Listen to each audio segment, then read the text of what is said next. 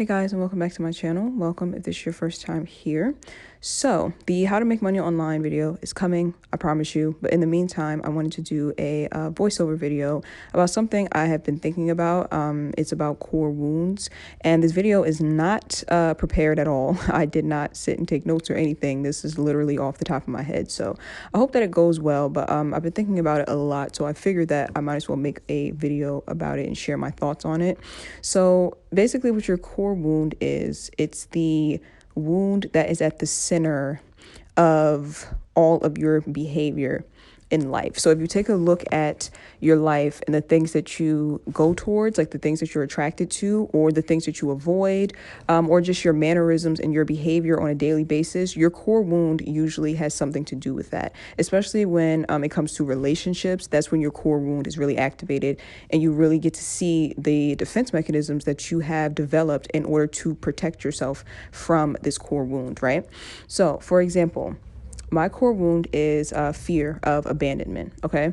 That's one of my core wounds, fear of abandonment. So that means that I have a tendency to do things that will make sure that I am not abandoned. So, for example, I have a very hard time attaching to people, because if I don't attach to people, then I don't have to worry about being abandoned. But also what's interesting about your core wound, like I said before, not only does it cause you to retreat away from certain things, but sometimes it pulls you towards certain things, because your core wound, even though it's very sensitive and it wants to be protected, on another level or on a subconscious level, your core wound wants to come to the surface because your core wound wants to be healed.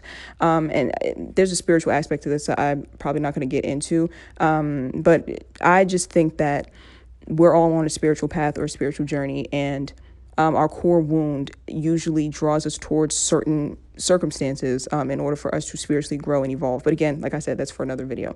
But just for right now, just look at it as your core wound pulls you away from certain dangers. Like I said, I have a tendency to push people away, not get attached, because I don't want my core wound to be struck. But in the past, my core wound actually caused me to be drawn towards certain types of individuals in order for that core wound to be made conscious, right? So I was drawn towards people who are emotionally unavailable, and it's inevitable that someone who is emotionally unavailable is going to abandon you, most likely when you need them. Even if they're not a narcissist, people who are emotionally unavailable, usually when it comes to emotions, or when they are triggered in some way, their first reaction is to freeze or to run. Like, they're never going to try to comfort you or coddle you. It's like they see emotions and they're like, "Oop, danger, I got to get out of here." And that's why sometimes people actually confuse people who have that stress response of freeze. Like, they confuse those people with a narcissist, because you'll think, how is it possible that I'm having like an emotional breakdown in front of you and you're not saying anything, or worse, you got up and left out? And sometimes it's because the person is a heartless narcissist, but sometimes it also is because this person, their stress response is to freeze or to run, because we have the 4 stress responses: fight, flight, freeze, and fawn. So fight would be when you're under a stressful situation and you're ready to fight. That's usually me. And then there is flight, where you're in a stressful situation and you run. There's freeze, where you're in a stressful situation and you literally just stand still and don't say anything. But then there's also fawn, where you're in a stressful situation, so you try to flatter the person or cater to their emotions in order for the stress response to be lessened. So sometimes emotionally unavailable people, or most times, emotionally unavailable people have the flight and freeze response, meaning that they will literally just get up and run out of the room when you're crying and just leave you by yourself. Or they will freeze, meaning they don't say a word. Like, you'll be begging and pleading with them and they'll just be dead quiet. Okay, so back to my original point. With the core wound of abandonment, I have a tendency to, or in the past, I was very drawn towards emotionally unavailable partners. And I would be crying and pleading with them about something that was hurting me, and they would just completely freeze and kind of just stare at me, or they would disappear and block me, and just ghost. And of course, that activated my core wound of abandonment. And because that core wound kept being activated, it became conscious. And once it becomes conscious, or once I become consciously aware of it, now I can heal it. So you see what I mean when I say that sometimes your core wound keeps you away from certain dangers, but sometimes you're drawn towards certain things because your core wound wants to be expressed in order for you to heal that core wound. Okay. Let me see what else. Like I said, this is completely and totally random. So I have no clue where I'm going with this. I guess I can talk about another core wound. My other core wound of fear of rejection that I'm working on. Okay. So fear of rejection, how I notice that it plays out in my life is that I tend to reject other people before they can reject me. Like I tend to take on this stance of like, well, whatever. I don't care what this person think or what these people think. I don't care like what they have to say about me, which that is true. I really don't care. But sometimes there's situations where it's okay for you to care what other people think of you. You know, like we're human beings. We want to connect with people on an emotional level because that's just the nature of being a human being. So when you have this core wound of this fear of rejection, you tend to kind of take that stance with everyone. Like, I don't care what anybody thinks. And you can see how that could be dangerous because now it's like you are blocking out everyone and now you're not making any connections with people, and that's one of the best parts of the human experience. So that's a core wound that I have been working on as well. When you have that core wound of fear of rejection, it's usually because you are living with some sort of shame about who you are, and it's like you think in your mind automatically that you're going to be rejected because you're living with this sense of shame about who you are as a person. Usually, you know, you've been shamed in childhood. A lot of us who've been raised by narcissists, we all know far too well that narcissistic parents can't help but to shame their children because narcissists live with so much deep shame within them that they have to pick it up and throw it onto their children in order to relieve themselves of it, which is sick. Very disturbing to me. But like I was saying, let's say you have a narcissistic parent and now you live with a lot of core shame or a lot of shame within your body because of the fact that they pushed it on you. You could have a core wound of, you know, a fear of rejection because of that shame, because in your mind, you think that there is something inherently wrong with you because of the shame you're carrying. So naturally, you don't want to give anyone else the chance to see that there's something wrong with you. In your mind you, doesn't mean that there's necessarily anything wrong with you. This is all happening in your mind. Hold on one second. Okay, I don't know if you guys heard that. I had to literally stop the recording. I don't know what just happened outside. It was like a loud ass truck that went by, but it was super loud. So I hope that it didn't get picked up in the recording. But like I was saying, I lost my train of thought. Oh, fear of rejection. So if you're carrying that core shame in your mind, if you're carrying that shame in your mind, there's something wrong with you subconsciously. So subconsciously, you're going to see, like when you meet new people, you're going to kind of think to yourself, okay, I don't want them to see that there's something wrong with me. And again, this is all subconscious, so you may not even know that you're doing this. You're going to say, I don't want them to see that there's something wrong with me, so I'm going to reject them. It's kind of like that thing where it's like you call yourself out before someone else can, because if you own it, then it's like no one can make you feel bad about it. It's like that in a way, like it's kind of like that. So basically, you feel like there's something wrong with you deep down inside, and then you protect that part of you by rejecting people because you just know in your mind, I'm going to be rejected, because you feel like there's something wrong with you. I really hope that made sense. So that's how the core wound of fear of rejection would play out. You would keep people at arm's length. You don't put 100% into your career, because that's like the ultimate rejection. Like when you put 100% in and then you don't get that promotion, or you don't, meet that career goal. Like you can imagine how someone living with fear of rejection, what that would do to them. Oh my gosh, this truck outside is trying me. I might have to stop the recording again. But like I said, you then see how that can play out in someone who has this fear of rejection. You don't want to put your all into anything, because you automatically think there's something deeply wrong with you and you're going to be rejected eventually. So why even try? And you've adopted this in your mind as a fact. This isn't like things could go wrong or they could go right. This is like, no, things are absolutely going to go wrong. You're absolutely going to be rejected. So you can imagine, like, if someone is living with that core wound, why would they ever try to succeed in life? Why would they ever try to make genuine friends? Why would they ever try to get married? Like, why would they? Because in their mind, they're already destined to fail, just based off of this core wound of fear of rejection. Or you could even say that core wound is a shame wound, like a core wound of shame. They pretty much go hand in hand. It's like, why try when you already know the outcome, because your subconscious mind tells you that the outcome is going to be failure. So that's why I think it's important for everyone to observe their core wounds and to figure out how it plays a role in their life, and then figure out the steps that needs to be taken in order to heal those core wounds, because these wounds actually hold you back in life. Like I said, the example of your career, you want to be successful, your core wound is most likely what's holding you back. Like anything in life that there's a blockage in your, like in your day-to-day life or in your goals, it's because there's a core wound there that's holding you back, and you're needing to address that core wound and start to heal that core wound. Okay. So when it comes to my core wound of abandonment, this one is, it's tough. It's very, very tough to overcome, because ultimately I have to reparent my inner child, because it's my inner child that feels terrified of abandonment because of the fact that my inner child, or me as a child, has been abandoned so much. Like, these core wounds are based off of facts, not fiction. So it's hard to heal them. It's not like, oh, it's all in your mind, you were never really abandoned. Like, no, I actually was. So that core wound is very valid. And my inner child is terrified because of the crippling pain that happened when I was a child, when I was emotionally and physically abandoned.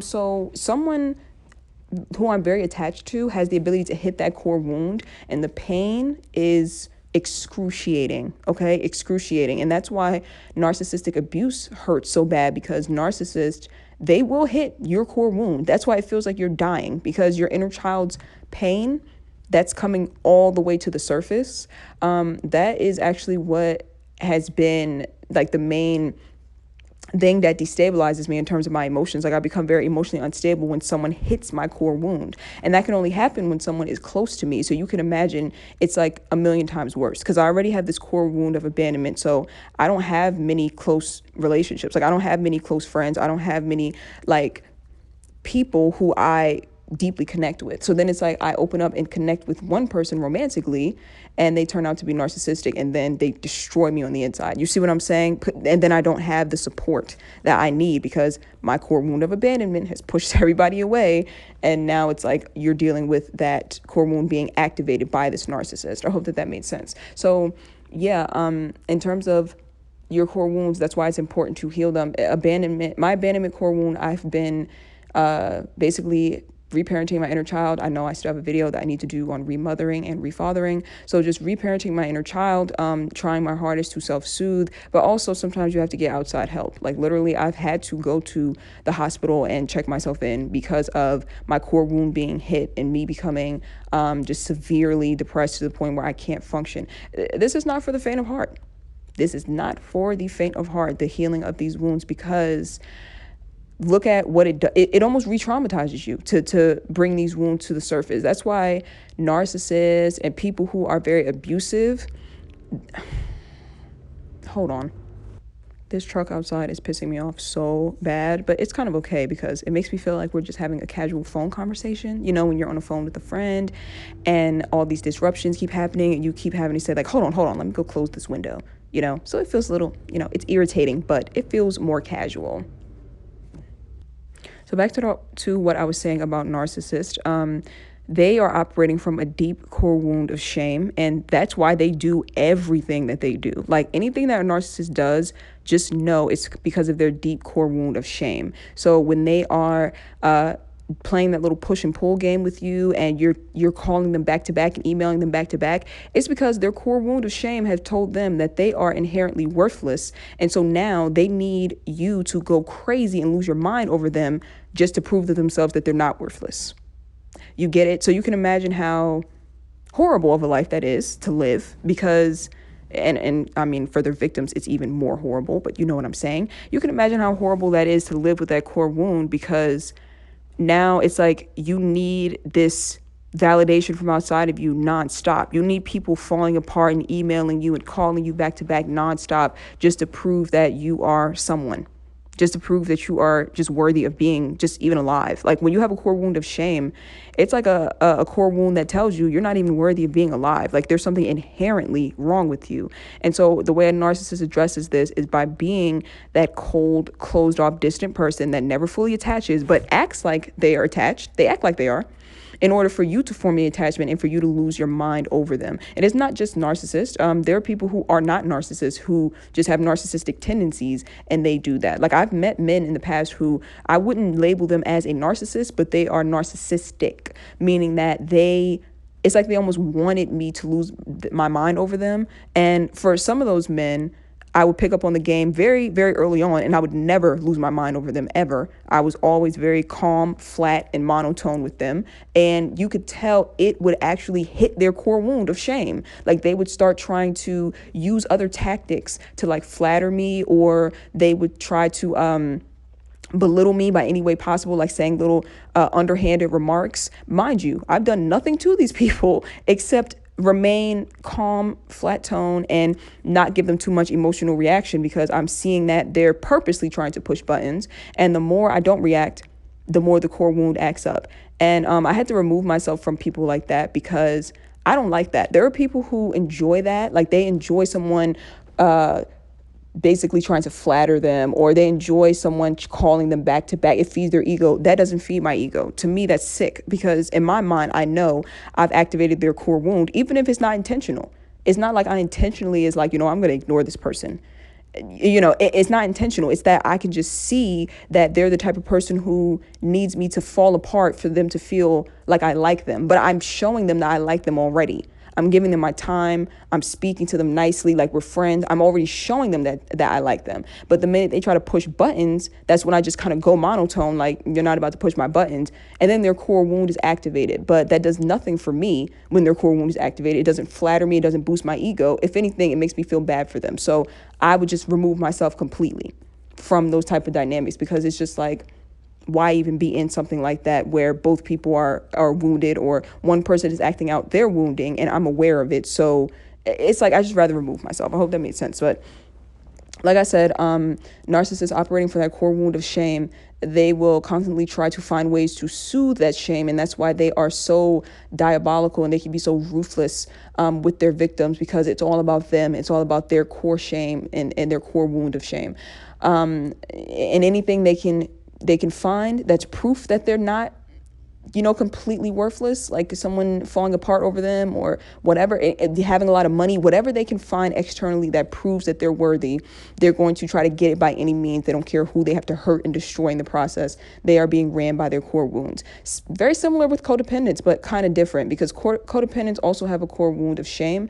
And when you have codependency, again, you're looking for anything outside of yourself to prove that you are worthy of being alive. And that's just devastating if you think about it, because like I said, this core wound is formed in childhood. So in order for you to develop these wounds, you had to have been convinced by, your environment while you were a child that you were inherently worthless. And that's horrible. But like I said, with codependents, it's like, just like the narcissists, codependents look outside of themselves for any proof that they are worthy in order to heal or soothe, not heal it, but soothe that core wound, because it's never healed. It's always just soothed until you make the conscious decision to heal it. So, for example, codependents have a tendency to be attracted to narcissists. Why? Because narcissists love bomb the hell out of you when you first meet them. Anybody who's dated a narcissist, you know that this is true. They will love bomb the hell out of you. They will be just over the top. They want to talk to you for 12 hours. They want to talk to you for 8 hours a day. And I've been through this with narcissists. And when you're codependent, like I struggle with codependency. I'm like talking so fast. Let me slow down. Okay. Because these messages are like racing in my mind, and I want to get everything out because I didn't write any of this down. But like I was saying, my core wound of shame is there because of the fact that I do struggle with codependency. And in the past, before I was aware of, all of this information, my core wound was soothed by narcissists, because narcissists will just love bomb you and give you all of this attention. And it's abnormal. It's abnormal, because the average person who doesn't struggle from codependency, when a narcissist tries to love bomb them, it's not going to work, because they're going to be like, whoa, you're smothering me. I don't even know you like that. We don't need to be on the phone for 12 hours. I don't need to see you every day. Like, what are you doing? Like, the average person, they can see that a narcissist isn't well, and they will like run away immediately, like, no, back up, because you're suffocating me. But a codependent, if a narcissist is texting you all day long, and if a narcissist is wanting to be on the phone for you for 12 hours, that is so soothing to our core wound of shame, because someone is so enamored by us, like someone is so in love with us, and someone sees us as like such high value that they want to talk to us all day long. They want to buy us extravagant gifts. Like, I just met this person and they're already like in love with me, so that must mean that I am very worthy of being alive. It's sad. That it honestly makes me sad to think about, because honestly, it's really just coming from a broken place of like your inner child just wanting to be treated well and just wanting to be seen. So it's just it's very unfortunate, that dynamic. But yeah, as a codependent, that it's soothing. The love bombing of the narcissist soothes your core wound of shame, and that's why it's devastating when they devalue you and throw you away, because they are soothing your core wound.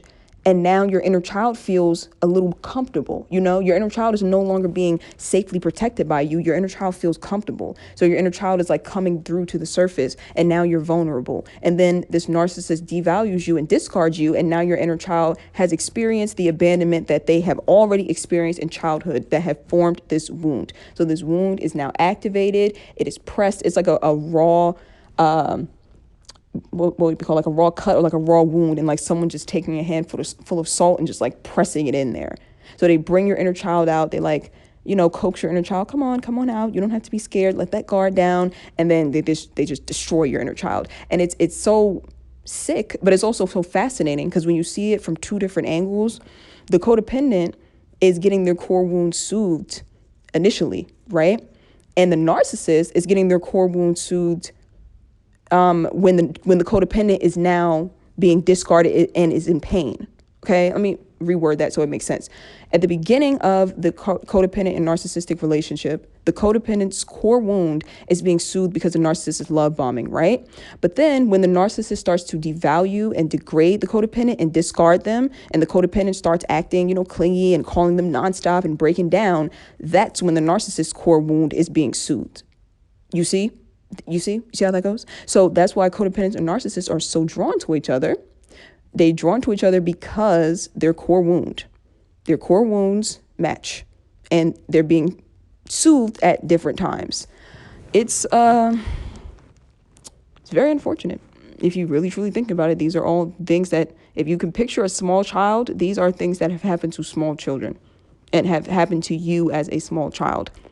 And so that's why inner child work is like one of the main things that helps you to reveal your core wound and also helps you to heal it. But this healing is not for the faint of heart. And I never suggest anybody go at it alone. That's why therapy is always good.